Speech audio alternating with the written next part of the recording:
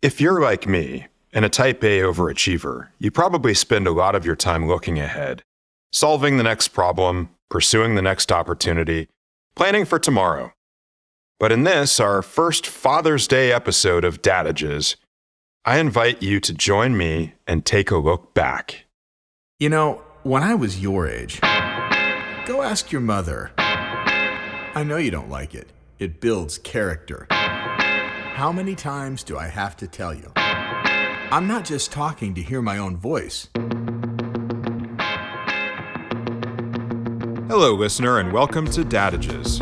I'm your host, Chad Hagle, and if you are looking for some fatherly wisdom for your career, your family, or any other aspect of your life, then you've come to the right place. If you want to learn more about Dadages, find additional content, submit questions or feedback to me, or if you want to know if that mental picture you have of me after hearing my voice matches my real face, visit Dadages.com. Thanks for being here. And before you listen to our podcast, please listen to your father.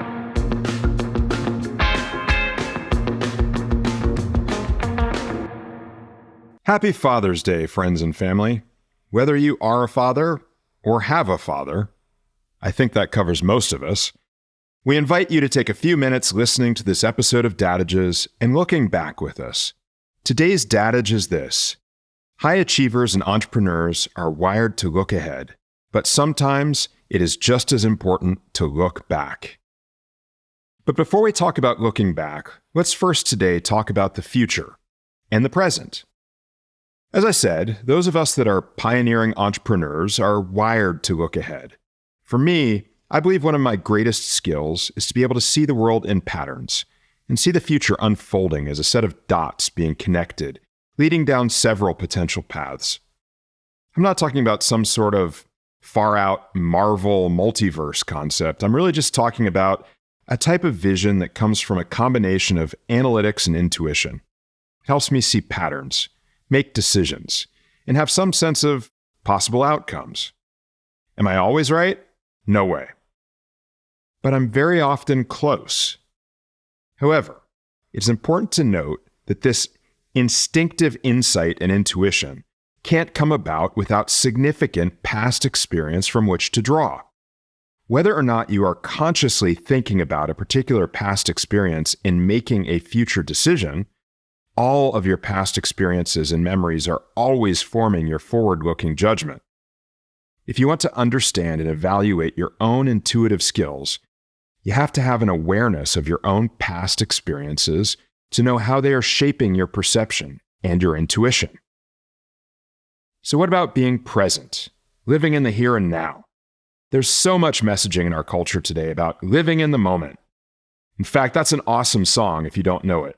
Live in the Moment by the band Portugal and the Man from Alaska. We'll put a link in the bulletin board. Check it out if you haven't heard it. This song is reflective of a general cultural and social viewpoint that we should all be living in the moment, seizing the day, making the most of right now, because tomorrow is not guaranteed. Some of this perspective comes from our culture of instantaneous information. With a never-ending flow of information available to us, and with instant gratification becoming the new norm, there's so much to consume right here and right now. Why should we even bother with what has come before or what is happening in the future? Our minds can be fully saturated with a free flow of real-time information. But this is not a new idea or a trending topic, nor are we proposing to start a TikTok Live in the Moment challenge. The idea of living in the moment has been around for centuries. If you've been following Dadages for a while now, you know that I enjoy Buddhist philosophy and apply aspects of it in my own life. Buddha himself said, "Do not dwell on the past. Do not dream of the future. Concentrate the mind on the present moment." If you've been paying really close attention, you also know that I've practiced yoga for over 15 years. Patanjali, who was a sage in India over 2,000 years ago and wrote the Yoga Sutras as a way of compiling already existing teachings into a format that was easier to follow and understand. He's known as the father of yoga. He wrote, "Yoga takes you into the present moment, the only place where life exists." But here's the irony. We are looking back thousands of years to gain perspective on the importance of living in the present. Clearly, learning to live in the present and appreciate it requires a study of our collective past and the ability to access the wisdom of those who have come before us. Let's get really philosophical on this topic now. In high school, I was introduced by a particularly scholarly and eccentric English teacher, Ronald Veerling, to a philosopher, author, and erudite speaker, Joseph Campbell, through the study of his book, The Hero with a Thousand Faces, which occupied nearly a full semester of our English class. Joseph Campbell spent much of his career in study of mythology and its unifying nature. He found common elements in mythology across cultures and explained how mythology helped to convey universal human knowledge around the world and across human history. And Campbell, in turn, looked back to his predecessors in the realms of psychology and philosophy to guide him in his studies and writings. In particular, he leaned on the work of Carl Jung and his concept of the collective unconscious. Campbell described it in this way: the term collective unconscious, or general unconscious, is used in recognition of the fact that there is a common humanity built into our nervous system, out of which our imagination works.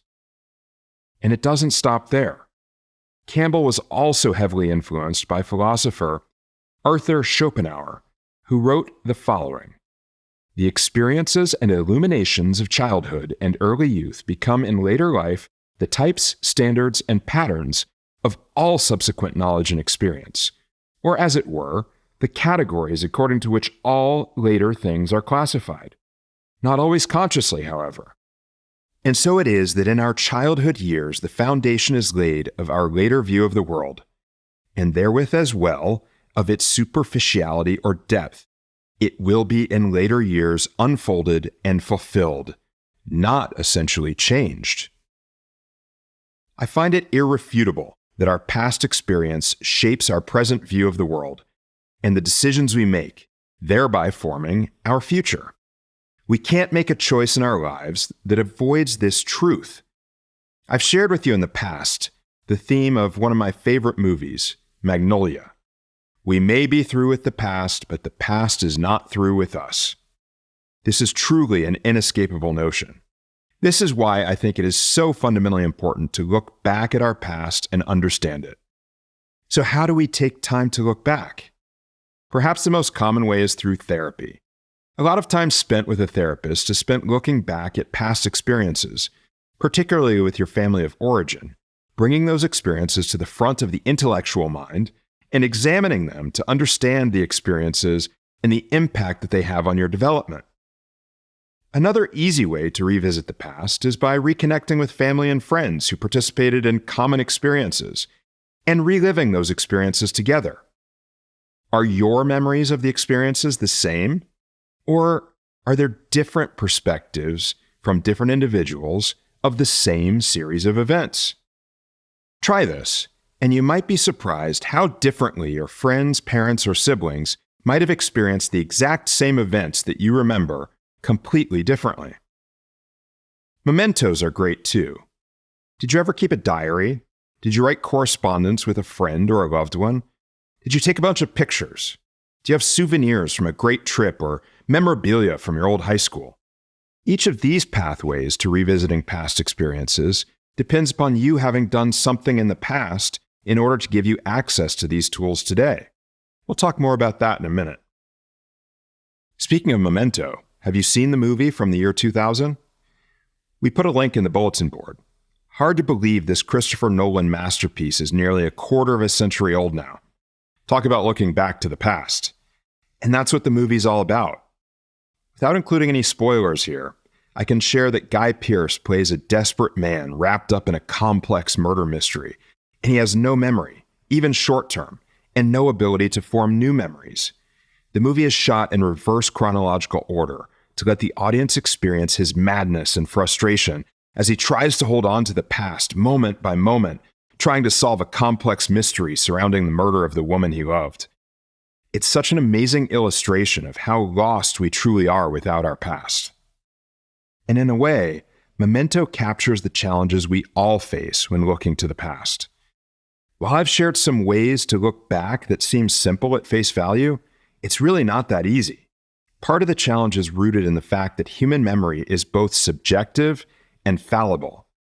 Remember a minute ago when we were talking about how differently your friends and family might remember the same events you experienced together? In most cases, the subjectivity of memory is not intentional or malicious. It's simply a matter of biology and psychology. But that doesn't mean the involuntary subjectivity of memory is not without terrible consequences. Consider the impact of human memory upon the law. It's not uncommon for trials to be based heavily upon witness testimony. Many times, even capital cases that could have massive consequences for a defendant, perhaps even carrying the death penalty, hinge on the testimony of an eyewitness. The medical journal Memory, appropriately named, tackled these issues in an article that they published in 2015 by Mark Howe and Lauren Knott. The authors had this to say: "When memory serves as evidence, as it does in many civil and criminal legal proceedings, there are a number of important limitations to the veracity of that evidence. This is because memory does not provide a veridical, which means truthful. Memory does not provide a veridical representation of events as experienced. Rather, what gets encoded into memory is determined by what a person has already stored in memory, their expectations, needs, and emotional state. This information is subsequently integrated with other information that has already been stored in a person's long-term autobiographical memory. What gets retrieved later from that memory is determined by that same multitude of factors that contributed to encoding. Moreover, what we remember is constructed from whatever remains in memory following any forgetting or interference from new experiences. Memory is, by definition, fallible at best and unreliable at worst." I don't know about you, but I don't think I ever want to go to trial based upon testimony derived from human memory. That is a frightening prospect. And things get worse. Sometimes human memories are intentionally distorted as a means to an end. Probably the most familiar and identifiable examples of this phenomenon are propaganda and revisionist history. History is critical. Spanish-American writer and philosopher George Santayana is usually credited with a saying from the early 20th century: "Those who do not learn from history are doomed to repeat it." I think we have all come to accept this as a truism. However, juxtapose that with a quote often attributed to Winston Churchill: "History is written by victors." If the history we all know and accept as the truth is just one version of the facts that is passed along by those who win wars and those who win the battle of the printing press, then how can we hope to know what really happened and avoid the mistakes that might have led to some of the most catastrophic events in history? Indeed, some of those most catastrophic events are being written out of history altogether, and we are watching it happen in real time. Consider the Holocaust. I recently had the pleasure of visiting the Poland Museum of the History of Polish Jews. The guide at the museum in Warsaw, whose name I will not mention to protect their identity and their job, shared with us that they are no longer allowed to tell the real history of the Holocaust in Poland while giving museum tours to Polish schoolchildren. The version of the history that is permitted by the new right-wing government of Poland requires that they tell the story of the Polish citizens serving as the heroes of the Holocaust and the saviors of the Jews, crusading only to protect them against the Nazis. The real history of Jews in Poland is far more complex. There was latent anti-Semitism in Poland at the time of World War II, and the Nazis capitalized on this to help wield influence over the conquered Polish populace. While there were certainly heroes and resistance fighters in Poland, the unfortunate reality is that many Polish citizens were equally complicit in the Holocaust. At the current pace of information manipulation in our society, who knows how the history will be taught to the next generation? For that matter, if computers start to write human history employing artificial intelligence, what happens then? While thoughts like this are frightening, the malleability of human memories is not always a bad thing. Consider a traumatic experience, for instance, or even a less significant negative event in your life. A piece of advice I often offer is this: you only live an event once. You get to tell the story 1,000 times after that. So which is more important, the actual event or the way you tell the story? Obviously, it's the way you tell yourself and others the story that is far more important than the event itself. This form of internal revisionist history can be a pretty powerful tool when used intentionally as a means of positive reinforcement and cultivation of your own self-image. If you tell a story to yourself in positive terms, with a positive outcome, and you share it with others in the same way, over time that becomes your reality. Let's now talk about some actionable tools we can utilize in the present tense to counteract the challenges of relying solely upon human memories. First, let's talk about it in a business context. My dad says all the time when it comes to business, if it's not in writing, it never happened. There's a lot to be said for this perspective. Here are some good pointers for a professional setting. 1. When you talk to someone, follow up a phone call with an email. 2. Take notes when you're on an important call. 3. It's even better if you record notes from a call or a discussion as a memo to file and sign it and date it. This makes those notes more admissible and incontrovertible in the event of any kind of legal proceeding. 4. If permitted by law, record conversations and produce a transcript. State laws vary greatly on this point, so make sure you're aware of the laws in your state and in the state of the person with whom you are speaking before you record any conversation. Number 5, in sensitive matters, have someone else present for a discussion. Having an account from a third party reduces the risk of getting something wrong, and again makes any record you have of a discussion far more irrefutable. This is particularly recommended in sensitive HR matters for other reasons associated with liability and exposure to employee claims.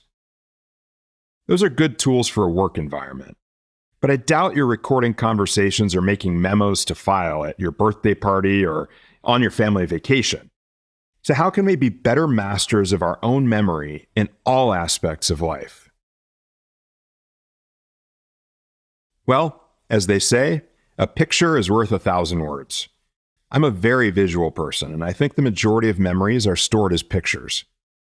In composing this episode, I spent some time searching back in my memory to find what was my earliest memory, what had stuck with me for the longest time. And I'm pretty certain it is something bold, visual, and vibrant. Superman. I have distinct memories of the first Superman movie with Christopher Reeve. Blue and red and yellow and larger than life. I went back to see when the movie came out and to see how old I was when my parents took me into that movie theater. Superman was released in December of 1978. I would have been about 2.5 years old when I saw it. Now, I'm sure I saw it 100 more times on HBO growing up, which allows me to put the memories I have from age 2 into more context. But I know the memory is original from the first time I saw the movie. 2.5 years old. When I look back at pictures from past events, they often trigger a whole cascade of related memories. As a football dad, I can tell you that one of your official responsibilities when your children play sports, in addition to being their agent, is being the photojournalist. When I searched football on my iPhone, in the photo library, I found over 5,000 results. I think I've been doing my job. The only word of caution I would give about photojournalism is this: don't let it remove you from experiencing what is actually happening. I feel almost sick to my stomach sometimes when I go to a concert or an event like that, and I see so many people so focused on filming with their phones that I wonder if they even realize there's a live performer on stage in real life right in front of them, not just appearing on their iPhone. I think there's a misguided sense of ownership as it relates to the use of phones for photos and video today. If you can capture it on your phone, it's yours. You own that moment.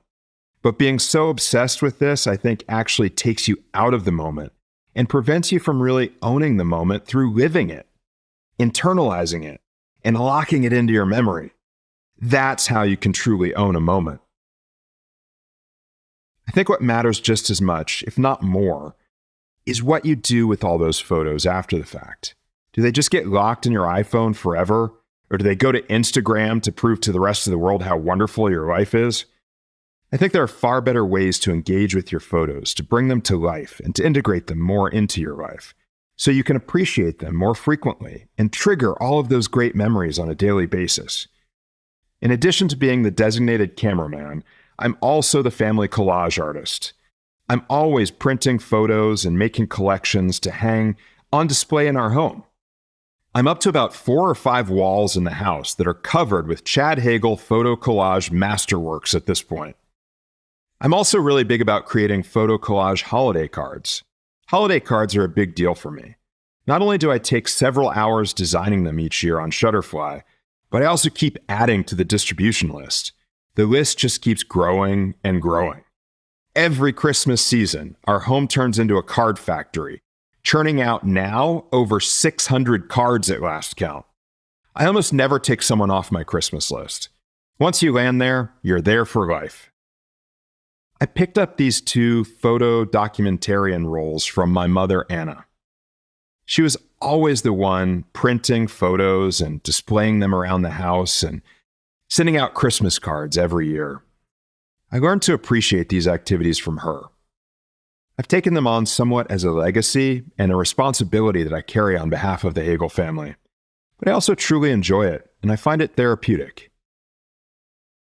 The bitter irony in all of this is that I learned of all these visual tools for memory mastery from my mother, and now she is the one at risk of losing all of those memories. My mother is suffering from early stages of dementia. But for now, although it creates numerous challenges in her day-to-day life, dealing with even the most basic logistical, technological, or numerical matters, for now, she still has her memories. Really, they are the strongest thing she has right now. She holds on to them and shares her stories with everyone she meets. As she struggles more and more in the present, she clings more and more to those past memories. I truly don't know what she would do without them. Putting all else aside, I'll tell you what I think is the most important advice for making memories that you can appreciate and enjoy for the rest of your life. And this is where we come full circle to Buddha and Patanjali. The best way to form meaningful, accessible, long-lasting memories is to be fully present in the most important moments of your life. I've identified in myself a failure to retain memories of certain events and a sense of disappointment that I cannot recall them clearly. Those moments are gone forever for me. And I can tell you that this frustrates the hell out of my wife also. I've realized that there have been important moments in my life that I failed to catalog in my mind because my mind was engaged in something else at the time. I was contemplating something that had happened or planning something that needed to be done or solved rather than just being present. As a result, I was in the wrong state of mind for forming vivid and durable memories. I've started the last few years to consciously work to overcome this weakness. When I arrive at an important event or an experience that I want to be sure to remember forever, I'm conscious about being conscious. I force myself to shut off the past, the future, and the outside world to experience what is happening in the here and now.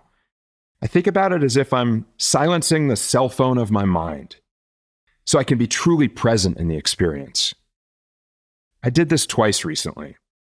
Once was the first time I visited Zermatt, Switzerland a few weeks ago and experienced the overwhelming beauty of the glacial mountain peaks. I'm confident I have locked in that beauty in a way I'll never forget. I can conjure the images of those mountains instantaneously and vividly. The second recent event was my son's high school graduation. I made sure to pay attention to the details of what was going on around me and to take note of every one of my senses and emotions in order to lock in the experience. I'm hopeful I did a good job of ensuring those memories will be with me forever. Here's the take-home message I have for you. Living in the present allows us to access the past in the future. I'll say it again. Living in the present allows us to access the past in the future. And before we conclude today, let me talk about one more way we can experience the past: sharing it with others. I find so much enjoyment in being able to recount my memories and experiences by sharing them all with you. Thank you for giving me that privilege. As I look back on the last 7 months since Dadages was born, I already have some fond memories formed from my engagement with all of you and the friends and family, and from the amazing guests with whom I've shared the Dadages virtual studio. I want to return the favor to all of them and to all of you. Our social media team here at Dadages has reached out to our previous guests to give them a chance to look back and to share with the friends and family. We've asked them to film a response to one of these 2 questions, and we will share their responses with all of you on Sunday, Father's Day, through our social media platforms. Here are the 2 questions. 1, if you could say thank you to your father for one life lesson he taught you, what would it be? And 2, what is one piece of advice that your father has taught you that you have passed on to your children? And now I invite all of you to join in the Father's Day Looking Back fun. Please share your responses to these questions by responding this week to our social media posts. Dadages is everywhere now. Instagram, @DadagesAdvice, YouTube.com/@DadagesAdvice, TikTok, Dadages Advice, and we have Dadages pages on LinkedIn and Facebook too. We'd love to connect and celebrate with all of you in the Dadages friends and family. Happy Father's Day. So now is the time on Dadages where we honor the legacy of the bad dad joke, and I thought it fitting that I share a joke about memory loss. Listen, because I won't tell you again, I'm suffering from short-term memory loss. And one more thing, I'm suffering from short-term memory loss. So now is the time on Dadages where we honor the legacy of the bad dad joke, and I thought it fitting that I'd share a joke about memory loss. Do you know what I hate the most about memory loss? I forgot. So now is the time on Dadages where we honor the legacy of the bad dad joke, and I thought it fitting that I share a joke about memory loss. An elderly couple see a doctor about how to deal with their short-term memory loss. The doctor says to help them remember certain things, they should write it down on a piece of paper. One night, the couple is watching TV when the husband starts walking to the kitchen. His wife asks, "Can you bring me some strawberries?" "Sure." "Aren't you going to write it down so you don't forget?" No, it's fine." "Well, I also want some whipped cream." "You should write it down so you'll remember." "Don't worry, I've got it." I also want some chocolate syrup on top." "You really should write it down, dear." "I got it. Strawberries, whipped cream, and chocolate syrup." The wife sighs as her husband disappears into the kitchen. After about 15 minutes, the husband finally comes back carrying a plate of eggs, bacon, and sausage. The wife looks up at him and asks, "Where's my toast?" "Okay, I promise. I'm done now." And that's all we have for today, Dadages friends and family. And just remember, Dad may not always know what he's talking about, but, gosh, damn, what was I saying? Thank you for listening to Dadages. If you enjoyed this episode, remember to visit Dadages.com and subscribe to the Dadages podcast to get notified for future episodes. You can rate or review on Spotify and Apple Podcast. Why? Because I'm your father, and I said so. Just a little respect is all I ask for. I put a roof over your head and food on the table, and what do you do? No, tell me exactly what do you do, because I am doing everything. I'm paying for everything. No, get back here. Get back here right now.